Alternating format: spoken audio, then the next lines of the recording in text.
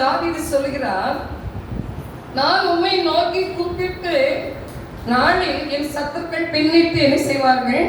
திரும்புவார்கள். நீங்களும் நானும் கூப்பிடுவது ஒரு காலத்துக்குள் வந்துட்டோம். அல்லேலூயா. தேவனை தேடாமல் இனி வாழ முடியாது. அல்லேலூயா. ஜெபமே ஜெயம் என்று சொன்னால் நாம் ஜெபித்துக் கொண்டேதான் இருக்க வேண்டும். அல்லேலூயா. கூர்மையான அப்பாக நாம் மாற்ற வேண்டும். அல்லேலூயா. கூர்மையான அன்பு என்றால் ஒரு அருவா என்ன செய்யுது? ஒரு கோடாரி வைத்துக் கொள்ளுங்க, ஒரு அருவாளை வச்சிருங்க.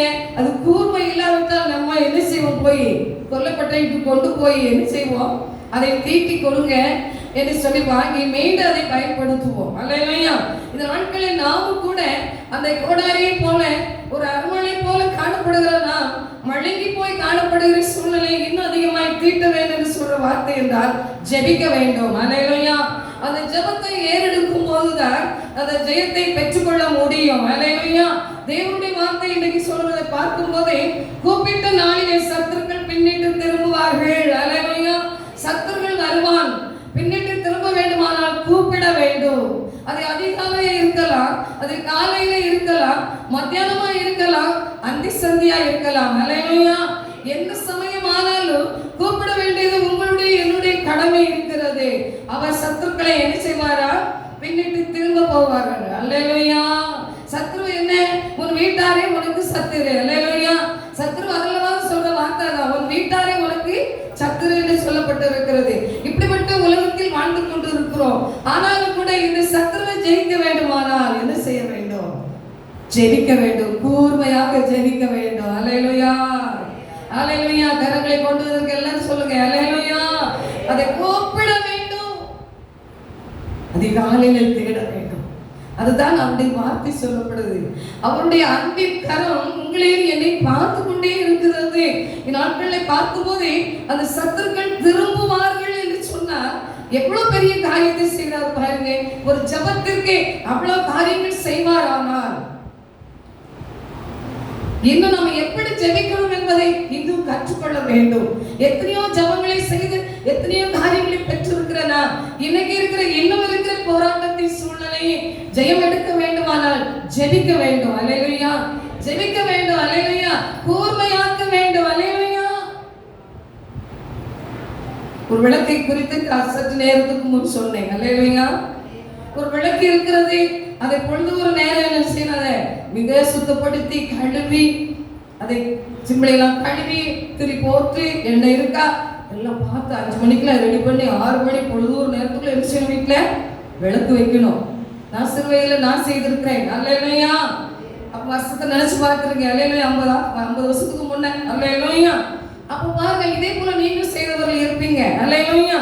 அப்ப பார்க்கும் போதே அந்த காரியத்தை எவ்வளவு சூரியமா செயல்படுகிறோமோ அதே வண்ணமாக நம்ம என்ன செய்ய வேண்டும்? தேவனிடத்திலே ஜெபத்திலே தரித்திருக்க ஒரு சுத்திகரிப்பு வேணும். அல்லேலூயா. அல்லேலூயா. பரிசுத்தமாய் இருக்கிறாயா என்று உங்களிடத்தில் என்னிடத்தில் கேட்கிற தேவன் ஆம் என்று சொல்கிறேன்னா இன்னும் பரிசுத்தமாக என்றுதான் வாக்கு கொடுத்திருக்கிறார். அல்லேலூயா.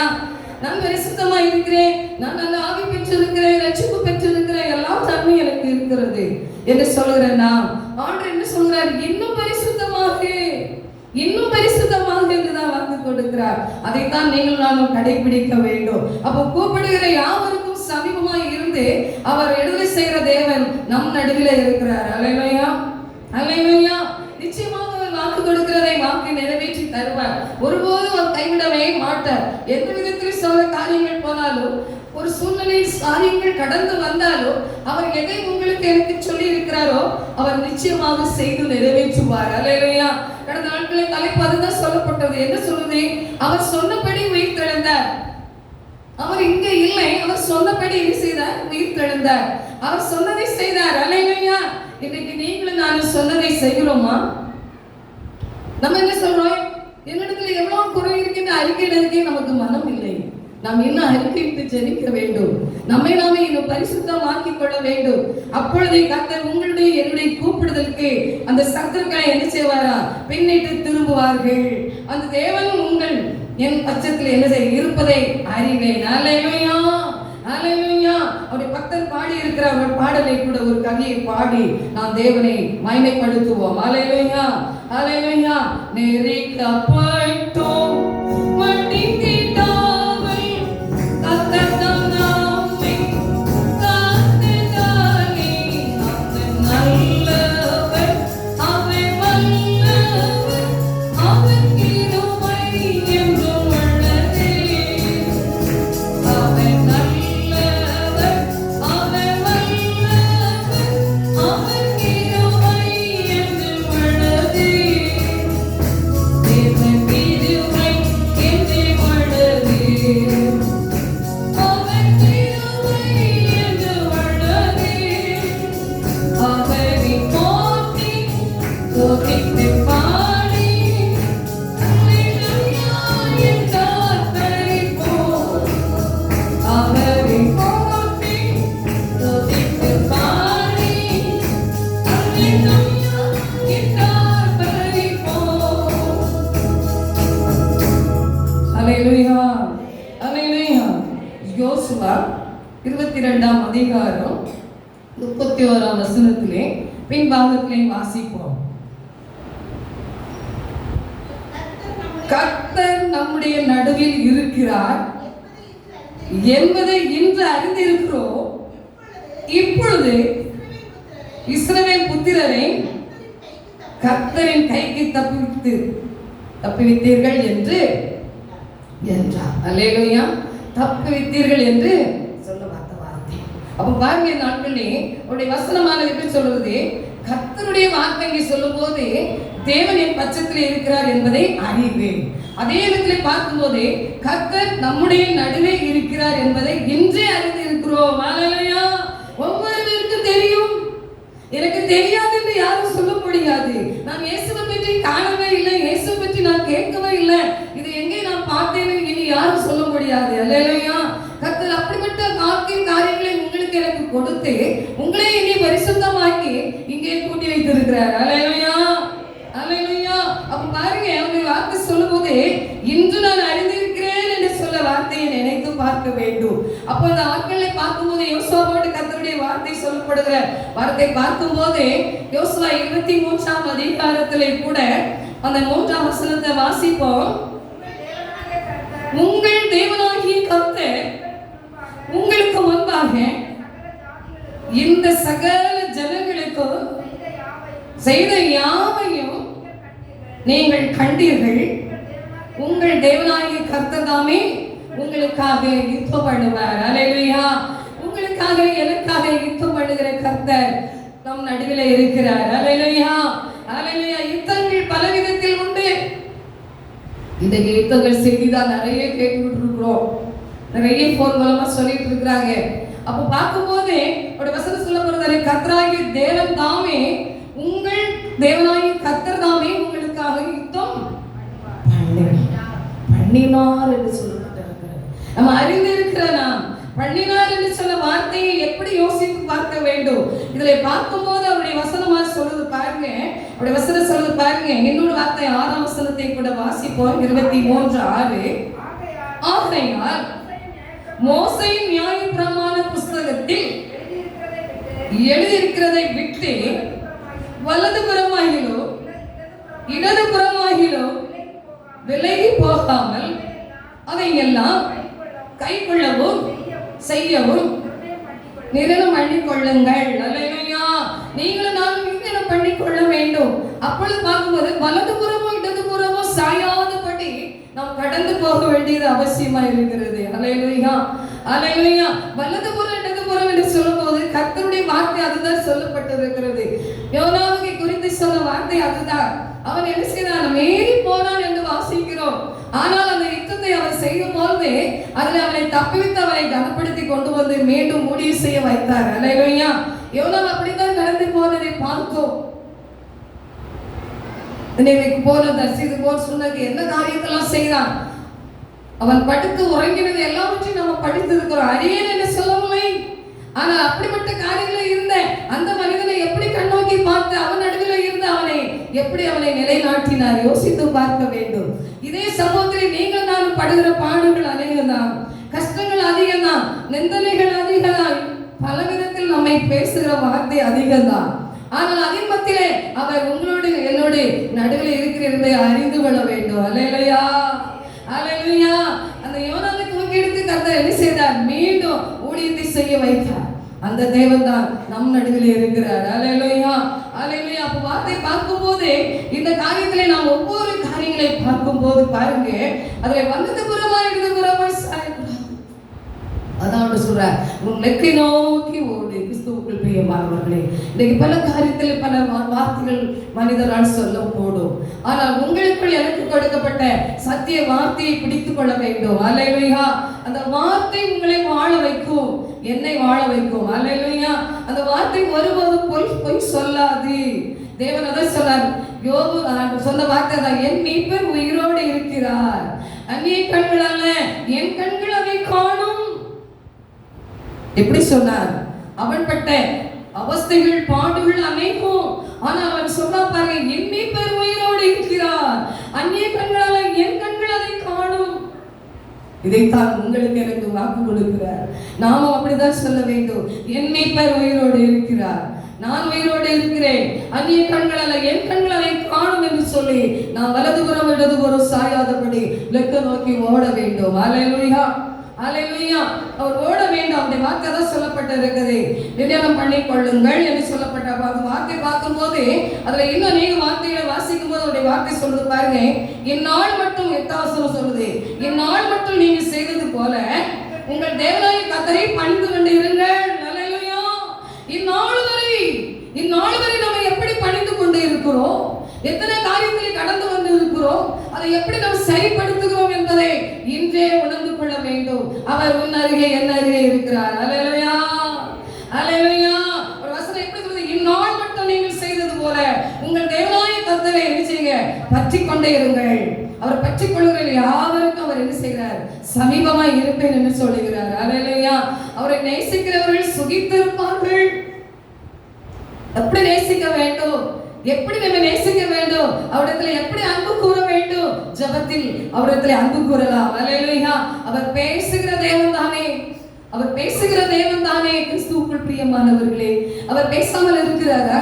அவர் பேசிக்கொண்டே இருக்கிறார். நீங்களும் நானும் பேச ஆயத்தப்பட வேண்டும். அதான் ஒரு வார்த்தை சொல்கிறதே, உங்கள் தேவனாகிய கர்த்தரை பற்றி கொண்டே இருங்கள், கர்த்தர் உங்களுக்கு முன்பாக பெரியவர்களும் பலத்தவைகளுமான ஜாதிகளை துரத்துகிறார், இந்நாள் மட்டும் ஒருவரும் உங்களுக்கு முன்பாக நிற்கவில்லை. அல்லேலூயா, அல்லேலூயா. எத்தனையோ காரியங்கள் நமக்கு கடந்து வருகின்றன. ஆயிரக்கணக்கான சோதனைகள் வரலாம். அந்த காரியத்திலாம் விடுவிக்க வல்லவர் உங்கள் என் நடுவிலே இருக்கிறார் என்பதை அறிந்திருக்கிற நாம் அவரை நம்பிக்கையோடு கூப்பிடுவோம். அல்லேலூயா. அவரை நம்பிக்கையோடு கூப்பிடும் போது அவர் வல்லவராய் செய்வார். அவருடைய வார்த்தை தான் சொல்லுது, உங்களில் ஒருவர் 1000 பேரை துரத்துவார், உங்கள் தேவனாகிய கர்த்தர் உங்களுக்கு சொன்னபடி அவர் தாமே உங்களுக்காக யுத்தம் பண்ணுவார். அல்லேலூயா.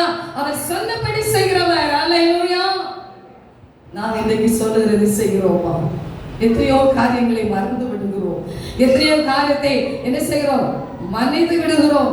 ஒரு விஷயத்துல இது மனுஷருங்க அதை சொல்லிட்டேன் ஆனா தர முடியல அப்படி சொல்லுவோம். இல்லை, தேவன் உங்களுக்கு எனக்கு சொல்வார், ஆனால் செய்து நிறைவேற்றுவார். அல்லேலூயா. நாம் கூப்பிட வேண்டும். இரவோ பகலோ அந்தியோ சந்தியோ மதியான வேளையில கூப்பிட வேண்டும். இதுதான் அவருடைய வார்த்தை சொல்லப்பட்டிருக்கிற. கிறிஸ்துவுக்குள் பிரியமானவர்களே, அவர் தாமே உங்களுக்காக என்ன செய்வாரா? சொன்னபடி அவர் தானே உங்களுக்காக என்ன செய்ய போறாரு? யுத்தம் பண்ணுகிறார். எத்தனை பேர் எதிர்ப்பு வரலாம், எத்தனையோ சோதனையின் சூழ்நிலைகள் வரலாம், பல காரியங்களிலே இன்றைக்கு ஊழியத்தில் அநேக தடைகள் இருக்கின்றன, தடை சோதனைகள் இருக்கின்றன. அனைத்தை ஜெயிக்க வேண்டுமானால் நாங்களும் இரவு பகலும் கூப்பிட வேண்டும். நீங்கள் அதற்கு ஒத்துழைப்பாக கூப்பிட வர வேண்டும். அல்லேலூயா. இன்னைக்கு அநேகருக்கு அந்த கூப்பிடுறதுக்கு வருவதற்கு எப்படி இருக்கிறது? ராத்திரியா தூங்கணும். இன்னைக்குலாம் 1 மணி வரைக்கும் தூங்கணும். எங்கே ஜெபம் தெரியுமா? மேல போட்டு மாடியில போய் தான் இருந்து ஜெபம் சொல்லி இருக்கிறார். இந்த ஜெபத்துல இருந்து ஜெபம் ஏதோ மழை வந்தா கூட அங்க இருந்து ஜெபம் நினைச்சா கூட இப்போ என்ன செய்தாச்சு? ஒரு சீட்டு எல்லாம் கர்த்தர் சொன்ன வார்த்தைப்படியே இளைய மகன் என்ன செய்துட்டாங்க? சரி செய்து வச்சிருக்காங்க. எப்படியோ என் பிள்ளைகள் எல்லாம் குடும்பமா இருந்து எல்லாரும் என்ன செய்துட்டோம்? தேவனே ஒழுங்கா ஆராதிக்கட்டும், இது இல்லையே அது இல்லையேன்னு சொல்லாதபடிக்கு அனைத்தும் செய்து வச்சிருக்கிறார். அல்லேலூயா. முதலாவது இயேசு இரண்டாவது அவருடைய வார்த்தை உடனுக்குடன் உடனுக்குடன் கேட்டு உடனுக்குடன் அதை என்ன செய்வாங்க? அப்படியே கீழ்ப்படிவாங்க. ஹல்லேலூயா. அந்த கட்டளை அப்படியே செய்வாங்க. 10 முறை நான் கேட்பேன்னு சொல்லுவாங்க. அவர் சொல்லுவாங்க, ஒரு ஜனத்துக்கு ஒரு ஆலோசனை ஆலோசனை சொல்லுன்னு சொன்னா நான் மீண்டும் மீண்டும் கேட்டுதான் அவங்க வாய் திறப்பேன்பாங்க. எந்த வார்த்தை அவர் சொல்லி அவர் செய்யாம போனதல்ல. அவங்களை கொண்டு எதை உங்களுக்கு சொல்லி இருப்பாரோ யாருமே சொல்ல முடியாது. சொன்ன எங்களுக்கு செய்யலன்னு யாரும் சொல்ல முடியாது. நான் காண்கிறேன். அல்லேலூயா. இதை தேவாதி தேவன் உயர்ந்து பார்த்துட்டே இருக்கிறார். என்ன என்றால் சடார்னு ஒரு காரியமா சொல்லவே மாட்டாங்க. ரொம்ப யோசனை பண்ணி இன்றைக்கு ஆண்டவர்கிட்ட சொல்லியிருப்பார், இந்த குடும்பத்துல இப்படிதான் சொல்லியிருப்பார். அதை இன்னும் அவங்களுக்குள்ளே ப்ரே பண்ணி 3 முறை இல்லை 7 முறை கேட்டுட்டு அதுக்கப்புறம் தான் ஸ்ட்ராங்கா போய் எழுச்சிவாங்க சொல்லுவாங்க. அப்படியே நிறைவேற்றுவார். அதுல அனுபவப்பட்டவங்க சொல்லுவாங்க, பிரதர் வாயிலிருந்து எது உள்ளதோ அது நடக்கும்னு சொல்லுவாங்க. அல்லேலூயா. ஜெபிக்க வேண்டாம், சாதாரண பேசிட்டு இருந்தாலே போதும். அந்த வார்த்தை அப்படி பிடிக்கிற ஜனங்கள் உண்டு. அந்த ஜனங்கள் சரியா என்ன செய்ய முடியல, வர முடியல. அவங்க அப்படி எதிர்பார்ப்பாங்க, பிரதர் வாயிலிருந்து விழுந்துட்டா அது நடக்கும். அது இயேசுவானவர் சொன்ன வார்த்தை என்பதை உறுதியாய் பற்றி கொள்வாங்க. அப்படியே அவர் இந்த ஊழியத்தை நடத்தினார். அல்லேலூயா. அப்படியே தேவாதி தேவன் தலைவராய் இருந்து நடத்தினார். இரண்டாவதாக அவர்கள் அந்த தீர்க்கதரிசியோடு அந்த காரியத்தை நடத்தினாங்க. அல்லேலூயா. கிறிஸ்துவுக்குள் பிரியமானவர்களே, அதே வார்த்தையின்படி இன்றைக்கு நாம் இந்த ஊழியத்தை இன்னும் அப்படிப்பட்ட வழியிலே கொண்டு போய் கர்த்தர் சமூகத்திலே இன்னும் நாம் எல்லாரும் பரலோக ராஜ்யத்துக்கு தகுதியாக வேண்டுமானால் இன்னும் நாம் யெகோவாவை ஜெபிக்க வேண்டும். அப்பொழுதுதான் ஊழியத்துக்கு விரோதமாய், கிறிஸ்துவுக்கு விரோதமாய், விசுவாசிக்கு விரோதமாய், ஊழியக்காரருக்கு விரோதமாய் வருகிற எல்லா கிரியைகளும் அழிக்கப்படும். நம்ம என்ன செய்யணும்? ஆயுதத்தை தீட்ட வேண்டும். அல்லேலூயா. அல்லேலூயா. அதைத்தான் செய்ய வேண்டும். கர்த்தர் அதைத்தான் நம்ம இடத்துல கேட்கிறார். வேற எதை கேட்கிறார்? என்னை கூப்பிடு. அல்லேலூயா. நான் உனக்கு மறு உத்தரவு வரணுவேன். ஆபத்திலே நான் உன்னோடு இருந்து உன்னை தப்பு வைப்பேன். நான் உன்னை கனப்படுத்துவேன். உன்னை நீடித்த நாட்களாய் திருப்தியாக்கி ரட்சிப்பதற்கு. அல்லேலூயா. இதெல்லாம் தூங்கிட்டு இருக்கா பாருங்க, எல்லாரும் தட்டி விடுங்க. அல்லேலூயா. சரியான நேரம் 2 மணிக்கு தூக்கம் வருது. அல்லேலூயா. அல்லேலூயா. பரிசுத்த ஆவியானவரின் வார்த்தை அதுதான் சொல்லப்படுகிறது. அப்ப பார்க்கும் போதே அந்த வார்த்தையானது அவர் சொல்ற, உங்களுக்காக நான் யுத்தம் பண்ணுவேன். கிறிஸ்துவுக்குள் பிரியமானவர்களே, அவர் உங்களுக்காக எனக்காக யுத்தம் பண்ணுகிற தேவன் தான் நம் நடுவில் இருக்கிறார். எத்தனை காரியத்தை நாம் செய்து பார்க்கிறோம். என்ன விதத்திலே நாம் ஒவ்வொரு காரியங்களிலே பார்க்கும் போதே அவருடைய வார்த்தை உண்மையானது. ஹல்லேலூயா. பக்தனெல்லாம் பாடியிருக்கிறார். பாதம் பண்ணினே என்னாலும்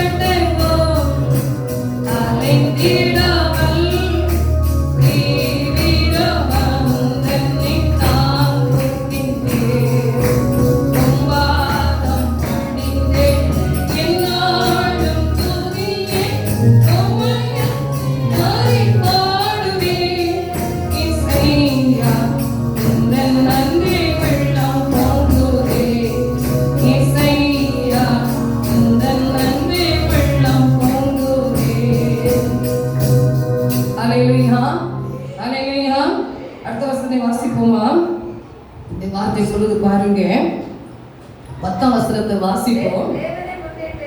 என் தேவனை முன்னிட்டு அவருடைய வார்த்தையை நான் புகழுவேன். கர்த்தரை முன்னிட்டு அவருடைய வார்த்தையை புகழுவேன். தேவனை நம்பியிருக்கிறேன், நான் பயப்படேன், மனுஷன் எனக்கு என்ன செய்வார்? ஒரு மனுஷனும் மனுஷியோ உங்களுக்கு எனக்கு ஒன்று செய்ய முடியாது. ஆனால் நாம் என்ன செய்வோம்? இன்னைக்கு மனுஷனுக்கு பயப்படுகிறோம், மனுஷிக்கு பயப்படுகிறோம். என்ன விதத்தில் பயப்படுகிறோம்?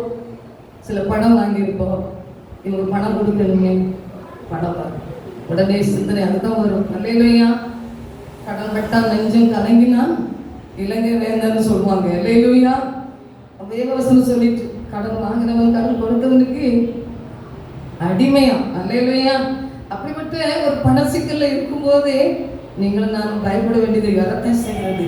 ஆனா ஆண்டவர் என்ன சொல்றாரு? மனுஷன் எனக்கு என்ன செய்வார்? நான் தேவனே நம்பி இருக்கிறேன், நான் பயப்படேன், மனுஷன் எனக்கு என்ன செய்வார்?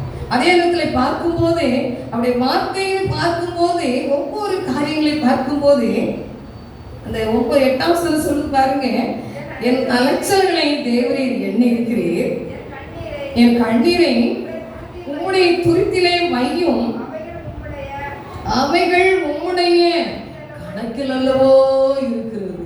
எல்லாரும் சொல்லிட்டு இருப்போம், என் அலட்சலை பார்த்துட்டு தான் இருக்கீங்க, என் கண்ணீரை வச்சிருக்கதான் செய்றீங்க, ஆனா எனக்கு இன்னும் ஒரு வழிவாசல் என்ன செய்யல, திறக்கலையே. அவர் திறப்பார், அவர் திறப்பார். அவர் திறக்கிற தேவன், அவர் பூட்டுகிற தேவன் அல்ல. கிறிஸ்துவுக்குள் பிரியமானவர்களே, அவருடைய வார்த்தை அதான் சொல்லப்பட்டு இருக்கிறது. அவருடைய வசனமாக சொல்லு பாருங்க. இன்னொரு வசனத்தை வாசிப்போம். 14 யோசுவா 33ஆம் அதிகாரத்திலே 14 வசனங்களை வாசிப்போம். இதோ இன்று நான் பூலோகத்தார் எல்லாரும் போகிற வழியே போகிறேன். உங்கள் தேவனாய கர்த்தர் உங்களுக்காக சொன்ன நல்ல வார்த்தையெல்லாம், சொல்லுங்க, ஒரு வார்த்தை தவறி போவதில்லை என்பதை உங்கள் முழு இருதயத்தாலும் உங்கள் முழு ஆத்துமாவோடு அறிந்திருக்கிறீர்கள். அவைகள் எல்லாம் உங்களுக்கு நிறைவேற்றும். அவைகளில் ஒரு வார்த்தை விழிசியாது தவறி போவதில்லை. அல்லேலூயா.